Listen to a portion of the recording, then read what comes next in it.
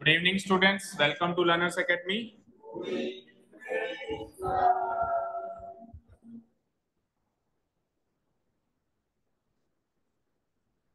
So apostrophe S was our topic yesterday, which we started.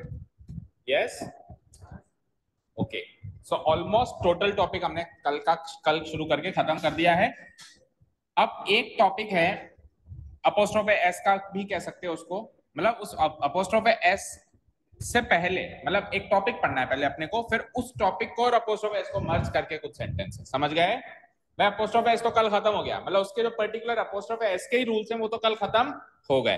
अब आज अपन topic पढ़ेंगे. आपने कई बार सेंटेंस में वन ऑफ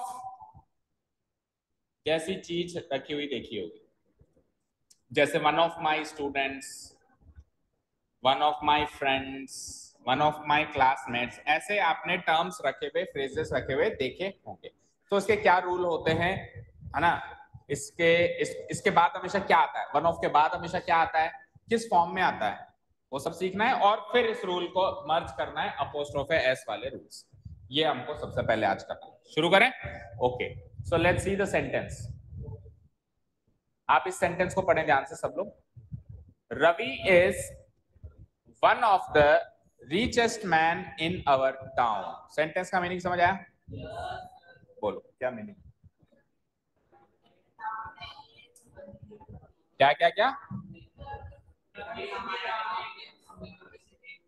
रवि हमारे टाउन के अमीर अमीर लोग आदमियों में से या अमीर लोगों में से एक है. यही सबको समझ में आया? सबको? ओके, अच्छी बात है, सही समझ में आया. मैं बताओ क्या ग्रामेटिकल एरर दिखाई दे रही है इसमें?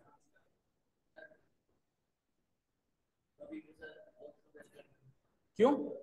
रवि का देखो अपोस्ट्रोफे इसमें अगर लगाता हूं, लेट से मैंने लगा दिया, तो अब यहाँ पे एक नाउन चाहिए नहीं चाहिए जिसका इस पे अधिकार व्यक्त करो.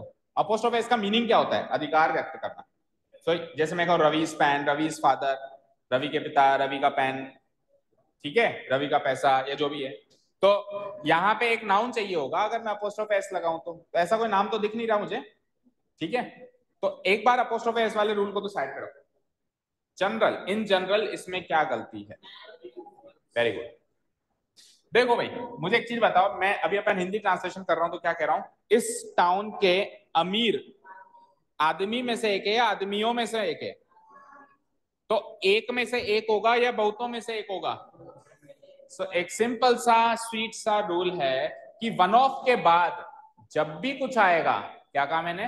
वन ऑफ के बाद जब भी कुछ आएगा तो नाउन आएगा, और वो नाउन हर हाल में प्लूरल फॉर्म में आएगा. वन ऑफ के बाद नाउन आना कंपलसरी है, और वो ना नाउन पढ़ रहे हैं ना हम, इसलिए वन ऑफ वाला रूल इसमें कवर हुआ है. वन ऑफ के बाद क्या आएगा? नाउन. और वो नाउन किस फॉर्म में आएगा? अब दूसरी चीज सुनो. अरे सुन तो लो, पहले खत्म करने दो, मुझे पता है आप क्या पूछना चाहते हो. देखो, इस नाउन की विशेषता बताने के लिए इसके बगल में कोई एडजेक्टिव बैठा हुआ है या नहीं है, इससे कोई फर्क नहीं पड़ता.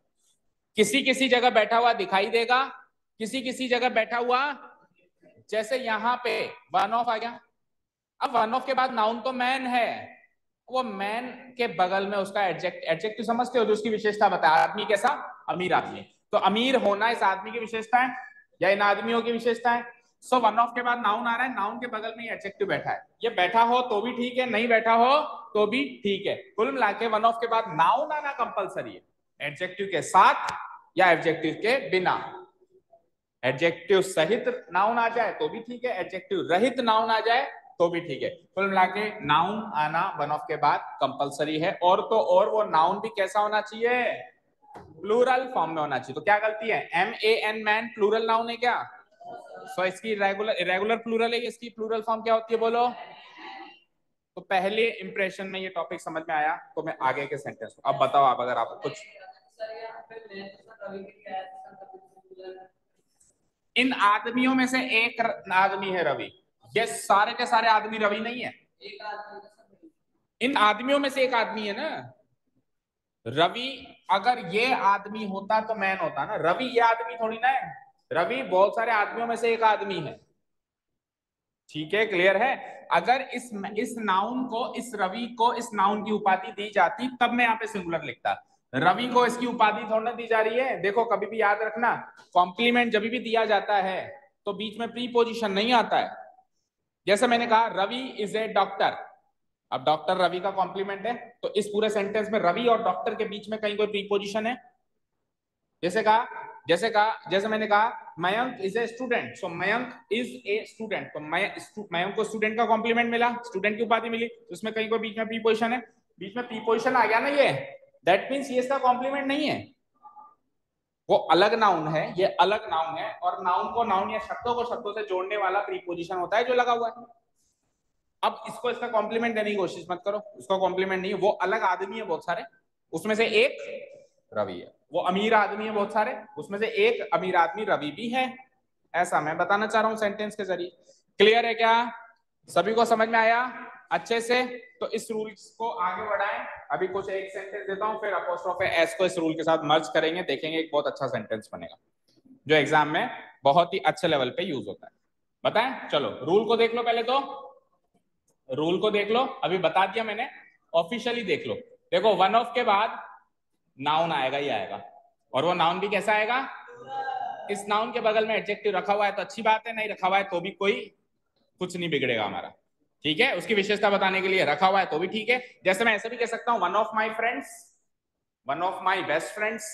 अब बेस्ट यहाँ पे फ्रेंड्स की उपाधि, फ्रेंड्स की विशेषता बताने के लिए आया, या one of my nicest friends ये भी लगा सकता हूं, और नहीं लगाऊं मैं सिंपली लगा दूं वन ऑफ माई फ्रेंड्स तो भी ठीक है, वन ऑफ के बाद सीधे नाम लगा दूं तो भी ठीक है। क्लियर?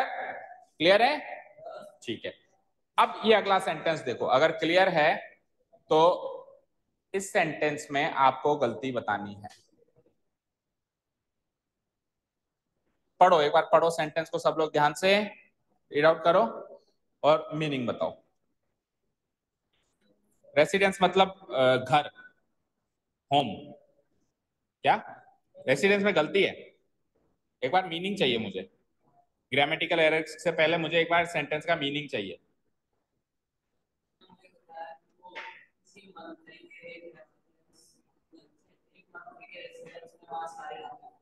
सारी रात रुका, ठीक है। उसने मुझे बताया, ही इन्फॉर्म्ड मी, क्या बताया उसने मुझे? कि, अब ये यहां से बताना शुरू कर रहा है। क्या बताया? ही हैड गॉन, वो गया हुआ था। कहाँ गया हुआ था? One of the ministers residence. इसका मतलब क्या हुआ? कहाँ गया हुआ था? किसी एक मंत्री के घर में वो गया हुआ था किसी काम से, और वहीं रुका फिर सारी रात, ऐसा उसने मुझे बताया। डन। मीनिंग समझ में आया? मीनिंग समझ में आया? अब अभी अभी आपने वन ऑफ वाला रूल भी पढ़ा है, वो भी यहाँ पे यूज हो रहा है, और अपोस्ट्रोफे एस वाला रूल भी आप कल पढ़ के आए हो, वो भी आप जानते होंगे। सो इस सेंटेंस में इन दोनों से के रिलेटेड कोई एरर है तो बताइए।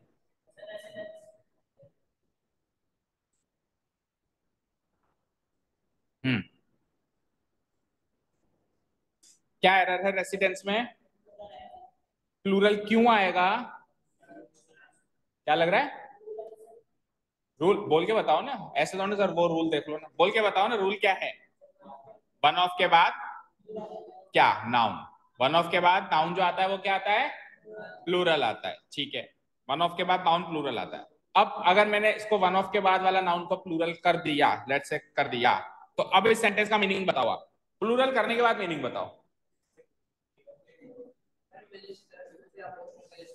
अरे एक मिनट, एक एक चीज कवर करेंगे हम। देखो पहले मीनिंग क्या था? किसी एक मिनिस्टर के घर पे गया था।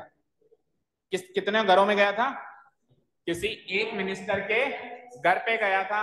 अब आपने कर दिया इसको प्लूरल, तो आपने प्लूरल कर दिया, इसका मतलब बहुत सारे मिनिस्टरों के घर पे गया था, जो कि सेंटेंस से बिल्कुल पता नहीं चल रहा है ये बहुत सारे मिनिस्टरों के, तो अर्थ का अनर्थ भी नहीं होना चाहिए। एरर करेक्शन ऐसे होनी चाहिए कि जो वो अर्थ बताना चाहता है वो भी कन्वे हो, ऐसा नहीं अर्थ का अनर्थ हो जाए। हाँ। क्या? क्या? नहीं नहीं नहीं, वर्ब की एरर नहीं निकालनी है ना, वर्ब की एरर बिल्कुल नहीं निकालनी है। देखो कभी भी कोई सेंटेंस पास्ट टेंस से स्टार्ट हो जाती है तो अंदर कभी प्रेजेंट नहीं आ सकता अनटिल एंड अनलेस वो यूनिवर्सल ट्रूथ ना हो। ये सब टेंस में सीखेंगे, और इजी होते हैं, टेंस सबसे इजी चीज है। ये तो आप यूं ही सीख जाओगे। डिफिकल्ट तो नाउन प्रोनाउन एडजेक्टिव होते हैं, बच्चे उल्टा मानते हैं, बच्चे क्या करते हैं, टेंस टेंस टेंस टेंस, सबसे सरल चीज होती है, और जो डिफिकल्ट होती है उसको देख के नहीं जाते हैं, जिंदगी भर नहीं सीख पाते इसको। इधर ध्यान लगाओ, टेंस वेंस तो यूं ही सीख जाएंगे। सिंपल सा रूल होता है, अगर स्टार्टिंग पास्ट टेंस से हो गई तो अंदर जाके कोई भी टेंस प्रेजेंट में नहीं आ सकता, हमेशा किस में रहेगा, पास्ट में ही रहेगा, अनटिल एंड अनलेस वो क्या होना चाहिए, यूनिवर्सल ट्रूथ नहीं होना चाहिए। यूनिवर्सल ट्रूथ है तो प्रेजेंट आ सकता है अंदर। ठीक है, चलो अब आप नाउन से रिलेटेड, अपोस्ट्रोफी एस से रिलेटेड, वन ऑफ से रिलेटेड वाली एरर पे फोकस करें जो कि इस पार्ट में है। अगर मैं मिनिस्टर के आगे अपोस्ट्रोफी एस ना लगाऊं, लेट्स से अभी मिनिस्टर के आगे अपोस्ट्रोफी एस लगा हुआ है तो उसका मीनिंग क्या निकल के आ रहा है, मिनिस्टर के घर। ये मिनिस्टर का रेसिडेंस पे अधिकार है, अपने खुद के घर पे अधिकार है। अगर मैं हटा दूं तो अधिकार खत्म हो गया। अब आप मिनिस्टर घर, ये तो आप कंपाउंड नाउन बनाने की कोशिश कर रहे हो जो यहाँ पे ऑब्वियसली नहीं बन रहा। मिनिस्टर घर, मिनिस्टर का घर है तो अपोस्ट्रोफी एस, तो जैसे मैंने कहा राम्स फादर, तो मेरे को राम्स फादर का मतलब है राम के पिता या राम्स पेन। तो अगर मैं अपोस्ट्रोफी एस हटा दूं तो मीनिंग कन्वे नहीं हुआ ना, राम पिता राम पेन। ठीक है, क्लियर है। तो उसका घर नहीं हो सकता, उसका घर नहीं हो सकता क्या, उसके घर पे क्या है प्रॉब्लम है आपको, वो जरूरी है भाई वो गवर्नमेंट वाले दिए हुए घर में ही जाए। हाँ, क्या मतलब है आप बता दो। ठीक है, हम भी यही कह रहे हैं, ये हम भी यही,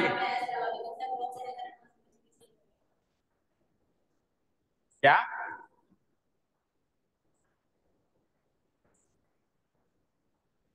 अपोस्ट्रोफे इधर लगेगा, रेसिडेंस का मिनिस्टर है या मिनिस्टर का रेसिडेंस है, जिसका अधिकार जिसका अधिकार होता है उस पर अपोस्ट्रोफे एस लगता है, और उसके बाद वो नाउन आता है जिस पर अधिकार है, जिसका अधिकार है अपोस्ट्रोफे एस उस पे लगेगा। तो अधिकार मिनिस्टर का है तो अपोस्ट्रोफे एस तो अगर कहीं लगेगा तो उस पे ही लगेगा।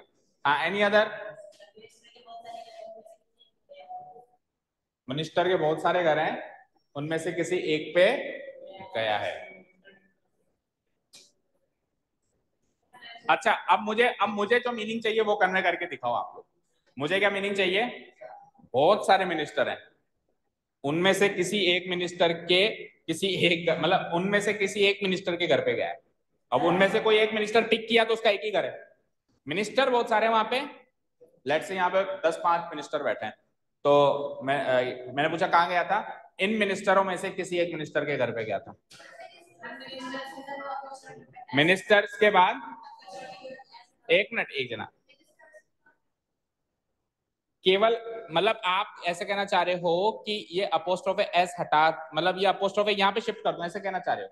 देखो, अभी अगर ये मिनिस्टर्स लिखा हुआ है तो यानी मिनिस्टर सिंगुलर है, क्योंकि सिंगुलर के आगे अपोस्ट्रोफे एस लगता है। अगर मैं इसको मिनिस्टर्स ऐसे यूज करूं जैसे लर्नर्स यूज करते हैं अपन, अगर मैं ऐसे यूज करूं तो उसका मतलब हो जाएगा बहुत सारे मिनिस्टर हैं। ठीक है, तो बहुत सारे मिनिस्टर का घर थोड़ी ना है। देखो, ये घर किसका है, एक मिनिस्टर का या बहुत सारे मिनिस्टर का घर। अगर मैं लिखता हूं, लेट्स से अगर मैं लिखता हूं बॉयज पेन, तो इसका मतलब है एक लड़के का पेन है ये। और अगर मैं लिखता हूं बॉयज ऐसे करके ऐसे लिखता हूं तो ये बहुत सारे लड़कों का पेन हो गया। तो अगर मैं मिनिस्टर्स ऐसे लगाता हूं, ऐसे लगाता हूं, तो ये बहुत सारे मिनिस्टरों का घर हो गया। फिर मीनिंग कन्वे नहीं हो रहा, बहुत सारे मिनिस्टरों का घर में नहीं गया ना वो, या फिर वो घर सारे मिनिस्टरों का थोड़ी ना है। बहुत सारे मिनिस्टर हैं वहां पे, पर उसमें से किसी एक मिनिस्टर के घर पे वो गया है। देखो, कुल मिला के हम यहाँ पे इस जगह आके अटके हैं कि वन ऑफ के बाद नाउन प्लूरल होता है, अभी वन ऑफ के बाद ये नाउन सिंगुलर है ना, है। अभी अभी मैंने बताया अपोस्ट्रोफे है सिंगुलर नाउन के आगे लगता है। ठीक है, अगर मैं इसको प्लूरल करने जाता हूं तो फिर प्रॉब्लम ये हो जाती है कि बहुत सारे मिनिस्टरों का घर हो जाता है, जबकि घर तो एक का ही है। तो उसको सही करता हूं तो ये बिगड़ता है, इसको सही करता हूं तो वो बिगड़ता है। अभी हालांकि मीनिंग कन्वे हो रहा है कि मिनिस्टरों में से किसी एक के घर पे गया वो, लेकिन फिर रूल टूट रहा है, वन ऑफ के बाद नाउन प्लूरल नहीं हो रहा, सिंगुलर ही हो रहा है, तो रूल टूट रहा है, बाकी मीनिंग तो कन्वे हो रहा है। नहीं, एक्सेप्शन नहीं। अब सुनो ध्यान से, जब भी अपोस्ट्रोफे एस पंगा करे, हटाओ उसको और ऑफ लगाओ, वो तो सदाबहार है। जब भी अपोस्ट्रोफे एस पंगा करे, नहीं सेट हो रहा हो तो उसको हटाइए और ऑफ। अब सुनना ध्यान से, ये अपोस्ट्रोफे एस यहां पर वन ऑफ द मिनिस्टर्स के आगे लगना चाहिए। मिनिस्टरों में से एक मिनिस्टर का घर। देखो मिनिस्टर्स, मिनिस्टर्स बहुत सारे मिनिस्टर्स हैं, बोलो बहुत सारे मिनिस्टर्स हैं, इनमें से एक मिनिस्टर आ गया यहाँ पे। अब ये जो वन है ये इनमें से कोई एक मिनिस्टर है और इस मिनिस्टर का घर है, तो इस पूरे फ्रेज पर अपोस्ट्रोफे लगना चाहिए, जो कि नहीं लग पा रहा है। तो हम क्या कर देंगे, हम क्या कर देंगे, रेसिडेंस को पहले लिखेंगे। लिख दिया, अपोस्ट्रोफे एस की जगह ऑफ लगाएंगे, लिख दिया। और अपोस्ट्रोफे एस एक्चुअली इस पूरे के आगे लग रहा था, ये पूरे भाई साहब उठ के यहां गए। अब पढ़ो। और एक कमी है, एक कमी है, जब अपन ऑफ यूज करते हैं तो रेसिडेंस से पहले द भी लगे। अब ठीक है, अब पढ़ो। The residence of one of the ministers, मिनिस्टरों में से किसी एक मिनिस्टर का घर। अच्छा, वन ऑफ के बाद नाउन प्लूरल लेकर चेक करो, वो रूल भी फॉलो हुआ। वन ऑफ के बाद नाउन प्लूरल आती है, वो रूल भी फॉलो हुआ, और मीनिंग भी कन्वे हो गया कि मिनिस्टरों में से किसी एक मिनिस्टर के घर पे वो गया। क्लियर है क्या? क्लियर है? समझ आया अच्छे से? मैं बोलो तो ये बिल्कुल अटमोस्ट इस लेवल का सेंटेंस है। अगर ये ऐसे सेंटेंस सॉल्व कर लिया तो अपोस्ट्रोफी एस के किसी भी सेंटेंस में आप अटक नहीं सकते। So the correct sentence will be, correct sentence will be, अभी और सेंटेंस भी है। ओके तो देखता हूं, एक मिनट रुको। ठीक है, इसका करेक्ट सेंटेंस यहाँ पे है नहीं, आपको बता दिया वही है ना, मतलब प्रिंटेड फॉर्म में नहीं है। करेक्ट सेंटेंस क्या, एक बार फिर से लिखो। देखो इसको हटाना पड़ेगा पूरे को, क्या लिखना पड़ेगा बोलो? The residence of one of the ministers. ठीक है, अब ये सेंटेंस करेक्ट है और उसके बाद फिर जो लिखा हुआ है एज इट इज आ जाएगा। ठीक है, अब अगला रूल, यहाँ पे ये अपोस्ट्रोफ एस का मुद्दा खत्म होता है ना। ये पता नहीं क्यों उसमें प्रिंट हो गया है, वैसे ये अलग शीट पे आता है ये रूल, बट आ गया तो पढ़ लो, है ना। देखो सेंटेंस पढ़ो पहले आप, हालांकि आपको देखो मीनिंग पता चल गया, अच्छी बात है, वैसे आपको पता लगाना था सेंटेंस से। चलो पढ़ते हैं। The haves should not look scornfully at the haves not, rather they should try to encourage them to work hard and earn their livelihood। मुझे तो मीनिंग बता दो कोई भी एक बच्चा।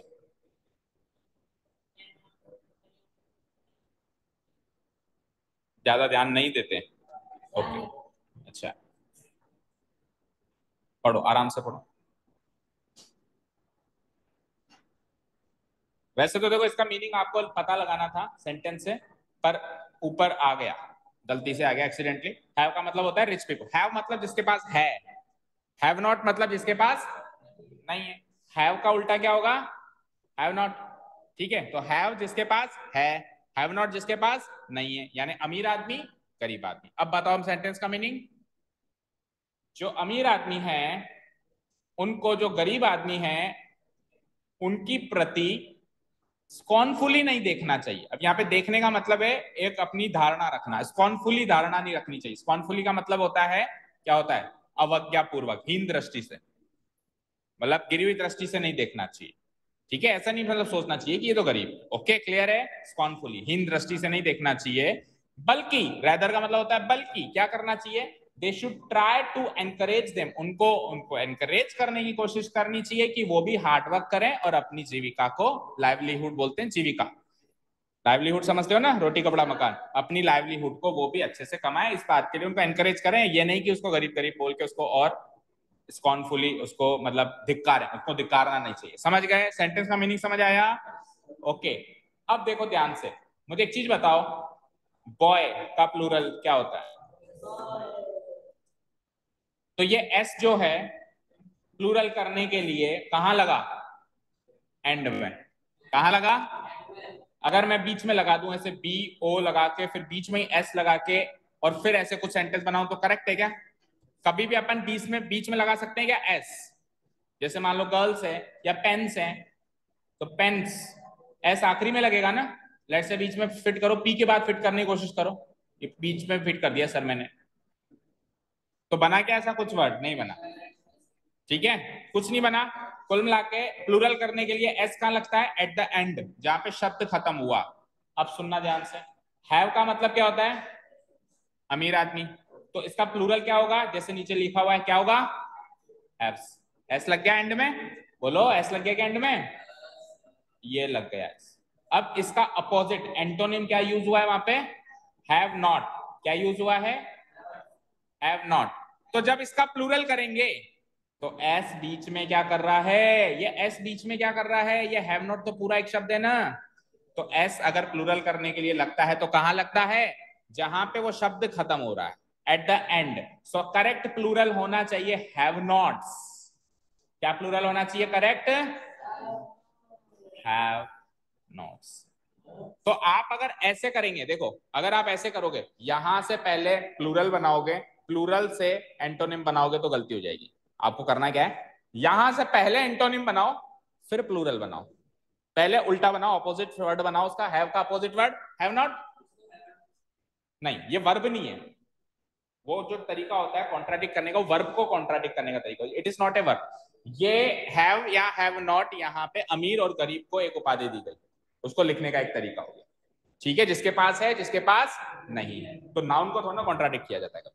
सो ये हमेशा क्या रहेगा, हैव और हैव नॉट रहेगा। तो अगर आप इसका प्लूरल बनाने जाएंगे तो आप हैव का तो प्लूरल इजीली बना देंगे, हैव्स, कोई डाउट नहीं है, लेकिन इसका जो एंटोनिम है उसमें दो शब्द हैं, तो इसका इस वाले नाउन का जब प्लूरल बनाया तो एस बीच में ना लग के कहां लगेगा, लास्ट में, एट द लास्ट। और क्या गलती कर दी इसने, एस बीच में ही लगा रखा है। इसने बताया ये प्लूरल कैसे बनाया, ये यहां से यहां आया और फिर इस वर्ड का प्लूरल बना दिया, इस वर्ड पे आया तो हैव्स मिल गया इसको, और हैव्स का प्लूरल बना के हैव्स का अपोजिट इसने लिख दिया हैव्स नॉट। तो क्या करना, क्या है, प्लूरल करके एंटोनिम नहीं करना है, एंटोनिम करके प्लूरल करना है, ये रूल याद रखना है, एंटोनिम करके प्लूरल करना है, पहले सिंगुलर वर्ड का एंटोनिम करना है फिर प्लूरल करना है, ठीक है, क्लियर। इसी बेस पर एक और sentence, have rich people, have not poor people, इसका प्लूरल हैव्स, पर उसका प्लूरल हैव्स नॉट ना करके हैव नॉट्स, हैव्स नॉट गलत, सही प्लूरल हैव नॉट्स। क्लियर है, सारा रूल क्लियर है, ठीक है, ठीक है, ओके। एक सेंटेंस और देखो, इसी तर्ज पर आधारित है जो अभी हमने सीखा। It is harmful to take cups full of tea 5 times a day. Very good, very good. देखो कप का प्लूरल कप्स होता है, मानते हैं, कप का प्लूरल, लेकिन अगर आप कप फुल कहते हो तो प्लूरल करना है तो एस आखिरी में लगेगा, बीच में नहीं लगेगा जैसे इसने लगा दिया, वो एस जैसे यहाँ पे एस बीच में लगा दिया इसने, तो उसी तरीके से एस यहाँ पे बीच में लगा दिया, तो कप फुल का प्लूरल कप्स फुल ना होके कप फुल्स होगा, क्या होगा, कप फुल्स। तो ऐसे कई सारे नाउन होते हैं जो अभी जब प्लूरल होते हैं, जब जैसे कप का प्लूरल कप्स कर दिया नो प्रॉब्लम, लेकिन उस नाउन से कोई दूसरा नाउन बनाया तो नाउन बनाने के बाद प्लूरल करो, पहले प्लूरल करके नाउन मत बनाओ, जैसे कप का कप्स बना दिया और फिर फुल लगाया, नहीं, गलत। पहले आप सिंगुलर फॉर्म में नाउन बना लो अच्छे से, कप फुल बना लिया ना आपने प्याला भर के, ठीक है। क्या डिफरेंस है, कप मतलब एनी कप और कप फुल मतलब भरा हुआ कप, भरा हुआ कप, भरे हुए कप को क्या कहते हैं, कप फुल। तो आपने कप से एक दूसरा नाउन बनाया कप फुल, पहले आप सिंगुलर फॉर्म में बनाओ फिर प्लूरल करो, प्लूरल करके आगे मत बनाओ, ठीक है, क्लियर। तो ऐसे और भी नाउन आएंगे अभी एक्सरसाइज में, ठीक है। एस बीच में नहीं आना चाहिए, एस हमेशा एंड में आना चाहिए to make them plural. So cup का प्लूरल कप्स होता है, no doubt, but cup full का प्लूरल कप्स फुल नहीं होता है, correct plural is cup fulls. Clear, ठीक है। तो आ जाइए, अब हमारे पास मिसलेनियस सेंटेंस है, पूरा चैप्टर हमने खत्म कर दिया है, तो कुछ कुछ एक्स्ट्रा में, मिसलेनियस समझते हो क्या होता है, कुछ एक्स्ट्रा चीजें बच जाती हैं जो है ना, इर्द गिर्द की चीजें, या कुछ जो अपन ने पहले सीखे हैं उनका कुछ एक्सेप्शन मान लो, तो वो एक्स्ट्रा कुछ जो नाउन है और सेंटेंस है उनको कवर करेंगे, कुछ एक आज कवर करेंगे, बहुत सारे हैं, मतलब वो एक्स्ट्रा चीजें बहुत सारे हैं ना, तो कुछ एक आज कवर करेंगे, एनी हाउ कल तो खत्म करेंगे नाउन को, कुछ एक आज कवर करते हैं जितने होते हैं, कल तो फिर चाहे से लंबी भी लेनी पड़े क्लास तो कल तो हम नाउन को खत्म करेंगे, ठीक है। तो शुरू कर देते हैं आज ही, जितने हो जाते हैं बाकी कल, ओके। वर्ड्स पढ़ते जाओ, जेंट्री, मीनिंग भी है साथ, मीनिंग भी है साथ में, इन्फेंट्री, समझते हो, पैदल सूना, क्या मतलब, पैदल सेना, कोई भी पैदल यात्री या पैदल सेना को हम इन्फेंट्री कहते हैं, जैसे भी जाएगी देखना थोड़े दिनों में, बारिश शुरू होने तो डिगी पूरी यात्रा, तो ये सारे इन्फेंट्री कहते हैं हम इनको, है ना, ठीक है। पहले बहुत कॉमन थी, आजकल थोड़ी सी कम हो गई, ठीक है। नेक्स्ट, क्या लिखा जो है, उच्च वर्ग, किसी भी सोसाइटी का हाई वर्ग उसको जेंट्री कहते हैं, अभी सेंटेंस ही आएगा, जेंट्री पे ही सेंटेंस आएगा, वर्ग नहीं होता है यार, क्लास कहते हैं ना, ये तो हाई क्लास से बिलोंग करता है, क्लास मतलब वर्ग है ना। ओके, इलेक्टोरेट यानी मतदाता, जो इलेक्टोरेट होते हैं जो वोट देते हैं, जो भी वोट देते हैं उनको क्या कहते हैं हम, इलेक्टोरेट। मतदाता, मत देने वाले, मत के दाता, दाता मतलब देने वाला, क्या देने वाला, मत देने वाला, वोट देने वाला। नेक्स्ट, क्या आपने नहीं दिया कभी तो दोगे। वोटर भी बोल सकते हो, इलेक्टोरेट भी बोल सकते हो। तो वोटर तो हमको पता है ना, वोटर का प्लूरल वोटर्स होता है, तो क्यों देगा वो उस पे सेंटेंस। ठीक है, अभी देखेंगे, यही तो सीखना है, इन सारे शब्दों में यही तो सीखना है। कैटल मतलब आपने सुना होगा मवेशी, ठीक है ना, कैटल समझते हो ना, ऐसे जानवर या ऐसे जंतु जो दूध देते हैं। ठीक है, नेक्स्ट, फ्लीट, जहाजों का बेड़ा या फिर द्रुतगामी, द्रुतगामी यानी जल यात्री। ठीक है, जहाजों का बेड़ा उसको हम क्या कहते हैं, फ्लीट। आपने सुना होगा फ्लीट ऑफ शिप्स। ठीक है, ओके। ये एक सेंटेंस देखो, आप जो पूछ रहे हो सेंटेंस भी उसी पे ही है, तो आपको शायद समझ में आ जाए अच्छे से, फिर भी नहीं आया तो बताएंगे। इट वॉज वेरी सरप्राइजिंग, बहुत ही चौंकाने वाली बात है कि, क्या है चौंकाने वाली बात, gentry of the town was not invited in the party में, उस शहर की जेंट्री को ही नहीं बुलाया, यानी शहर के बड़े बड़े लोगों को ही नहीं बुलाया, सबको बुलाया, लेकिन जो उच्च वर्ग के लायक कोई एमएलए एमपी है या कोई नगर पालिका चेयरमैन, उन्हीं को ही नहीं बुलाया, बाकी छोटे मोटे सबको बुलाया हुआ था। ठीक है ना, जेंट्री समझ गया अभी, उच्च वर्ग। बोलो क्या गलती है, वेरी गुड। तो rule is very easy rule, सबसे पहला रूल, सबसे पहला रूल, ये जितने भी वर्ड्स दिख रहे हैं दीज आर ऑलरेडी प्लूरल। क्या कहा मैंने, ऑलरेडी, तो ऑलरेडी प्लूरल है तो जेंट्री के साथ वर आएगा, क्योंकि सब्जेक्ट का काम कर रहा है ना यहाँ पे जेंट्री, तो उसके बाद वाली वर्ब कैसे आएगी, प्लूरल, क्योंकि ऑलरेडी प्लूरल है। तो अगर ये ऑलरेडी प्लूरल है तो कसम है आपको, आपने इसको फिर से प्लूरल करने की कोशिश करी है ऐसे एस लगा के, नहीं लगाएगा कोई एस, क्योंकि प्लूरल को फिर से प्लूरल नहीं लगा सकते। कहाँ होता है, कहाँ देखा, मुझे दिखाओ तो सही जरा। कैटल ही होता है, कैटल, अपोस्ट्रोफे एस लग रहा है तो अलग बात है। देखो कई बार, देखो मुझे एक चीज बताओ, बॉय के आगे में एस लगाऊंगा तो भी प्रोनाउंस बॉयज ही करूंगा, और बॉय के आगे में अपोस्ट्रोफे एस कर लगाऊंगा तो भी प्रोनाउंसिएशन तो वही रहेगा बॉयज। तो कई बार क्या होता है, हमको लग रहा है कि ये कैटल्स कैटल्स होता है, हो सकता है हम अपोस्ट्रोफे एस वाला कोई वर्ड पढ़ के आए, प्लूरल नहीं होता, अपोस्ट्रोफे एस को लग सकता है ना यार। ठीक है, प्लूरल नहीं होगा। ठीक है, डन, ओके। चलो, तो क्या कहा मैंने, रूल्स आर कि ये वर्ड्स ऑलरेडी प्लूरल होते हैं, ये वर्ड्स ऑलरेडी प्लूरल होते हैं, तो क्या रूल याद रखना है कि इनके साथ में वर्ब आ जाए तो प्लूरल करना, और क्योंकि ये ऑलरेडी प्लूरल होते हैं तो फिर से प्लूरल मत कर देना, क्योंकि प्लूरल का डबल प्लूरल नहीं होता। ठीक है ना, तो इनके आगे अगर एस लिखा हुआ हो तो हटा देना, ये ऑलरेडी प्लूरल है अपने आप में। ओके, सबका, हाँ ये इन्हीं वर्ड्स के लिए है, नहीं तो फिर सबके लिए होता तो, ये क्या, ये जो वर्ड्स हैं इनके लिए ये स्पेसिफिक रूल है। Clear, next. अब ये दो वर्ड्स थोड़े से अतः इनके साथ प्लूरल वर्ब का प्रयोग करें। ठीक है, अरे हाँ, ये पढ़ो, the doctor declared that the patients intestine were not working properly. Doctor ने ये डिक्लेयर किया कि पेशेंट के इंटेस्टाइन जो हैं, इंटेस्टाइन सब समझते हो, बायोलॉजी पढ़ते हो, स्मॉल इंटेस्टाइन, लार्ज इंटेस्टाइन, छोटी आंत या बड़ी आंत। चलो, मुझे नहीं पता किसकी बात हो रही है, आपने वैसे सही पकड़ा है, चलो ठीक है, लेकिन नहीं पता मुझे किसकी बात हो रही है। अब बताओ सेंटेंस में क्या करेक्शन है, वो अच्छे से काम नहीं कर रहे हैं, जो इंटेस्टाइन है वो अच्छे से काम नहीं कर रहे हैं, बताओ सेंटेंस में क्या एरर है। Please don't talk about tenses. अगर आप डिक्लेयर्ड को डिक्लेयर्स कर रहे हो तो आप पास्ट टेंस को प्रेजेंट टेंस में चेंज कर रहे हो, यस और नो, तो क्यों कर रहे हो, जब मैं मना कर रहा हूं टेंस के बारे में मत सोचो अभी। अगर अगर ये डिक्लेयर होगा भी सही ना तो भी क्यों होगा मैं अभी नहीं बताने वाला, टेंस का काम टेंस में देखेंगे ना। अगर अभी अभी नाउन से इसका डायरेक्ट संबंध कुछ है तो बताएंगे ना, कुछ ऐसा डायरेक्ट संबंध है नहीं। हाँ बोलो, वर्क की जगह वॉज आएगा, ओके, क्यों, पेशेंट्स इंटेस्टाइन, पेशेंट की आंत, ऑब्वियसली आपने सही पकड़ा है। देखो पेशेंट्स इंटेस्टाइन सिंगुलर है, देखो एक चीज बताऊं आपको, अपोस्ट्रोफ एस के बाद अगर नाउन है और जो भी इंफॉर्मेशन की हुई है तो वो इंफॉर्मेशन इस नाउन की नहीं है, उस नाउन की, समझे क्या, इस नाउन की नहीं है।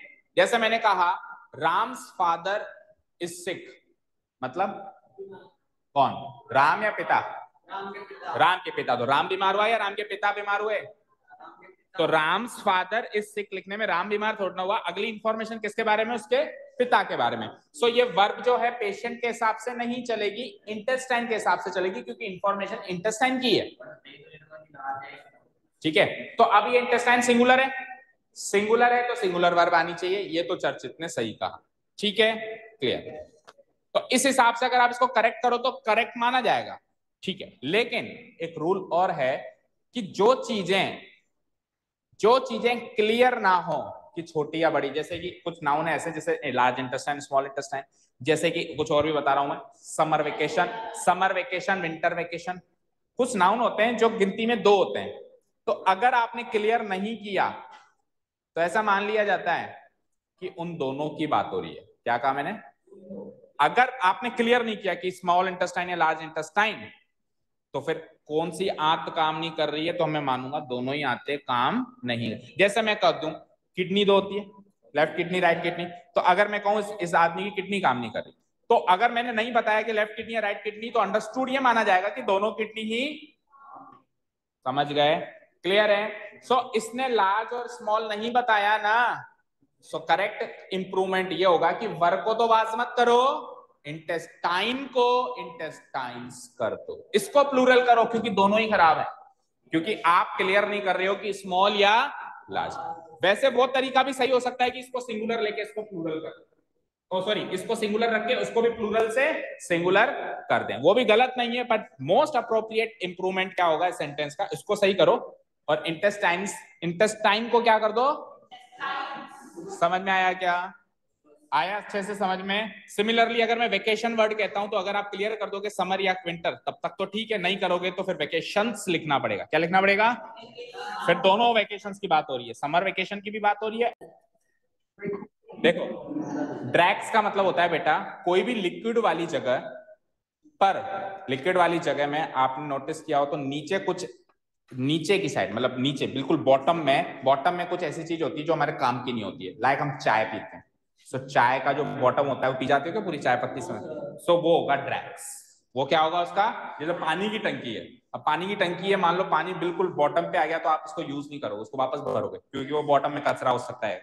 सो इस तरह के की जो भी बॉटम है, अब बॉटम में कुछ भी हो सकता है, जैसे चाय है तो चाय पत्ती मिलेगी, या जैसे उसने कहा फंगस भी हो सकता है, जैसे पानी की टंकी है तो उसका ड्रैक्स में फंगस भी पाया जा सकता है। ठीक है, हाँ मिट्टी भी पाई जा सकती है, जैसे नदी है तो नदी का भी ड्रैक्स हो सकता है, समझ गए? सो उस चीज को कहते हैं ड्रैक्स। और वो जो चीज होती है वो ड्रैक्स होती है हमेशा, वो कभी भी ड्रैग नहीं होती है, वो कभी भी ड्रैग। तो इसका सेंटेंस नहीं है हाल फिलहाल मेरे पास, एक्सरसाइज पे मैंने डाला है, क्योंकि बहुत सारे नाउन है फिर सबके डालते हैं तो थोड़ा टाइम हो जाता है। मीनिंग बता दिया, बस आपको सिंपल सा क्या एक रूल याद रखना है, क्या क्या कि इसका एस मत हटा देना, इसका एस मत हटा देना, ये हमेशा ड्रैक्स होता है, इसका मतलब होता है तलछट। क्या होता है इसका मीनिंग? इंटेस्टाइन बताई दिया मैंने। इन शब्दों का प्रयोग प्लूरल फॉर्म में ही करेंगे, इनका एस कभी नहीं हटेगा, अगर आप क्लियर करोगे तो हटेगा, नहीं तो नहीं हटेगा। ठीक है, नहीं नहीं हटेगा, इसमें तो हटेगा ही नहीं, इसमें तो हटेगा ही नहीं, ये वर्ड अभी जिस फॉर्म में उसमें से तो हटेगा। ठीक है, किसका होता ही नहीं है? जैसे अभी मैं कहूं मनी, तो मनी का कोई सिंगुलर थोड़ा हो सकता है, प्लूरल थोड़ा हो सकता है, इसी फॉर्म में यूज होगा, दैट मींस इसी फॉर्म यूज। चलो ये पढ़ो लास्ट सेंटेंस इस शीट का। टू समन्स, इसको कैसे पढ़ते हैं? Have been issued by the court but he has not turn up yet. Court के द्वारा 2 समन्स इश्यू हो गए।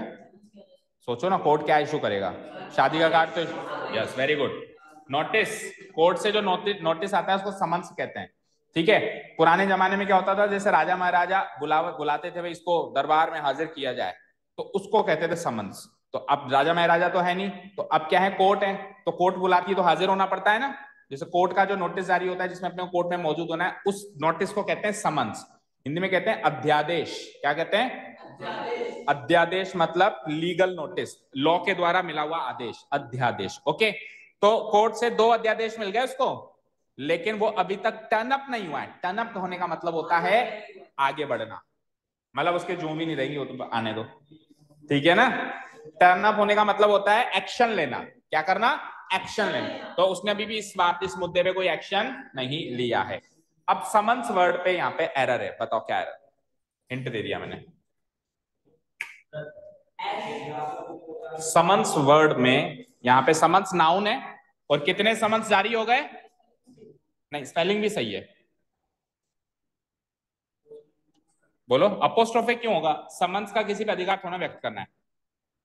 पोजीशन जहां जाहिर करना हो तब अपोस्ट्रोफे, ऐसे नहीं तो अपोस्ट्रोफे नहीं लगता हर बार, समन आएगा। ओके, तो आपने इसको सिंगुलर क्यों किया जब दो हैं तो? पहले से समन ऑलरेडी प्लूरल है। अच्छा, मतलब आप कह रहे हो कि समन्स तो होता ही नहीं, हमेशा समन होता है प्लूरल फॉर्म में भी। हाँ, ऐसा है क्या? अब सुनो, जो आप कह रहे हो ना उसका एग्जैक्ट अपोजिट है। सुनो, आप कह रहे हो कि प्लूरल फॉर्म में भी समन होता है, जबकि है क्या, जबकि है क्या कि सिंगुलर फॉर्म में भी समन्स होता है। अभी ये सिंगुलर फॉर्म है में है, इसका प्लूरल फॉर्म हो जाता है समन्सेस। अरे भैया, किसी नाउन की सिंगुलर फॉर्म भी एस से एंड हो सकती है, एस से एंड होने वाली हर नाउन प्लूरल नहीं होती। एस से खत्म होने वाली हर नाउन प्लूरल, इसकी सिंगुलर फॉर्म में भी इसके आगे एस आ रहा है तो बेचारे की क्या गलती? इसको क्या प्लूरल नहीं करोगे क्या? प्लूरल कैसे करेंगे? ईएस और ऐड कर देंगे। सो आप कह रहे थे कि समन वर्ड प्लूरल है, जबकि एक्चुअल बात क्या है कि समन्स वर्ड ही सिंगुलर है। और कितने अध्यादेश जारी हुए? दो। तो दो तो उसको प्लूरल करना पड़ेगा। जैसे टू बॉय लिखूंगा तो अच्छा लगेगा क्या? नहीं, टू बॉयज लिखना पड़ेगा। टू समन्स नहीं होगा, क्या होगा? Two summonses. क्या होगा? Two two summonses. तो समन्स अध्यादेश, इसका plural summonses. So correct, correct improvement will be summonses. अगर वन होता है तो फिर समन्स ठीक था, फिर उसको समन मत कर देना, एस हटा दो कहीं उसका। ठीक है, वन समन, टू समन्सेस। देखो नेक्स्ट, डन। इस शीट पे कोई डाउट नहीं है? ओके, अब कुछ इजी सेंटेंस हो जाए। पढ़ो ऊपर हेडिंग क्या है।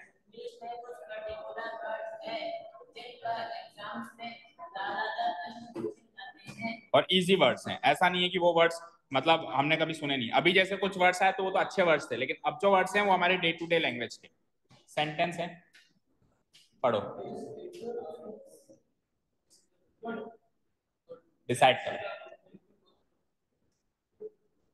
This is a good train, this is a goods train. अच्छा देखो, अगर मैं लिखूं Ram is a good boy, या राम छोड़ो ही लिख दूं, ही इज ए, वो एक अच्छा लड़का है, ठीक है। और अगर मैं ही की जगह दे कर दूं कि वो दोनों अच्छे लड़के हैं, तो दे की जगह दे, इसका आर हो जाएगा। तो अब मैं प्लूरल गुड का कर दूं तो चलेगा, गुड्स बॉय। किसका प्लूरल होगा? नाउन का। ये तो उसका विशेषण है, विशेषण का प्लूरल थोड़ा ना होगा। सो ये एस या ना लग के कहां लगेगा? एडजेक्टिव, एडजेक्टिव आएगा, गुड का गुड ही, बस बॉय का क्या हो जाएगा? बॉयज। तो अब यहाँ पे मीनिंग बताओ, मतलब यहाँ पे बताओ। बाकी सब क्या? गुड्स। वो कुछ अलग ही सोच रही है। आप इसको अच्छा बता रहे हो, ट्रेन अच्छी बुरी क्या, ट्रेन तो सारी अच्छी होती है। इसमें गुड का मीनिंग नहीं, गुड का मीनिंग अच्छाई से निकालना ही नहीं है। गुड्स का मतलब माल होता है, और ये माल गाड़ी है, अच्छी गाड़ी है। यह एक माल गाड़ी है। ठीक है, इतना इजी सा सेंटेंस आता है एग्जाम में, जनरली जेन्युइन एग्जाम सेंटेंस है ना। हम कहते हैं ये क्या बेवकूफ है, गुड का कभी गुड्स होता है क्या? क्यों नहीं हो सकता? गुड का मतलब जहां अच्छा मीनिंग, गुड का मतलब अच्छाई से है, वहां पे गुड का गुड्स नहीं होता। लेकिन गुड्स एक अलग नाउन भी तो है, जिसका मतलब है सामान या माल, या हमारे जो हम बिजनेस करते हैं उसमें भी जो हमारा स्टॉक होता है उसको भी गुड्स बोलते हैं। तो अगले साल 10th 11th में जब आप कॉमर्स लेंगे तो वहां पे अकाउंट सब्जेक्ट आता है, वहां पे हम क्या कहते हैं? Goods purchased. अकाउंट्स बनाएंगे, गुड्स परचेस्ड, गुड्स सोल्ड। तो वहां पे गुड्स का मतलब क्या होगा? सामान या माल या स्टॉक हमारा। So this is a good train, सही होता लेकिन ज्यादा अप्रोप्रिएट है, this is a goods train. और दूसरी चीज, अगर आप, हाँ बोलो, ठीक है, अगला सेंटेंस देखो आप। क्लियर है क्या ये? Okay, next. Dowry is a bad custom oblique customs. Dowry मतलब समझते हैं? दहेज प्रथा, दहेज लेना देना, इसको कहते हैं, इस दहेज लेने देने की प्रथा को कहते हैं डाउरी, डाउरी सिस्टम। ठीक है, दहेज लेना देना। सो दहेज लेना या देना एक बुरी प्रथा है। कस्टम्स, या कस्टम का मतलब क्या होता है? कोई कोई रीति रिवाज, कोई प्रथा, है ना। तो डाउरी का जो प्रथा है इंडिया में ही है, और तो कहीं है नहीं, तो वो बुरी प्रथा है, ऐसा वो क्या। हाँ, उससे क्या पूछ रहा है, है या नहीं है? वो क्या दो चार देश घूम गया है क्या? हाँ, कस्टम या कस्टम्स, इजी है ना सर? ऑब्वियसली कस्टम, यहाँ पे तो कोई डाउट नहीं है। क्योंकि डोरी एक प्रथा की बात हो रही है तो कस्टम्स कैसे होगा, कस्टम ही होगा। अगर दो प्रथाओं की बात होती, जैसे मान लो डोरी के साथ एक सती प्रथा, इन दो प्रथाओं की बात होती, तो फिर मैं इसकी जगह आर लगाता और कस्टम्स लगाता, बैड कस्टम्स। ठीक है, इस सेंटेंस में बताओ कस्टम या कस्टम्स, इसमें तो कस्टम्स है, इसमें बताओ। There are so many bad customs in India, Bharat में बहुत सारी बुरी प्रथाएं, डोरी नहीं ऐसे बहुत सारी बुरी प्रथाएं हैं। सो मैनी आ गया ना, सो मैनी यानी प्लूरल, प्लूरल तो क्या हो जाएगा, कस्टम्स, और वहां पे एक था तो कस्टम। अब इसमें बताना जरा लास्ट कस्टम का एक लास्ट सेंटेंस और।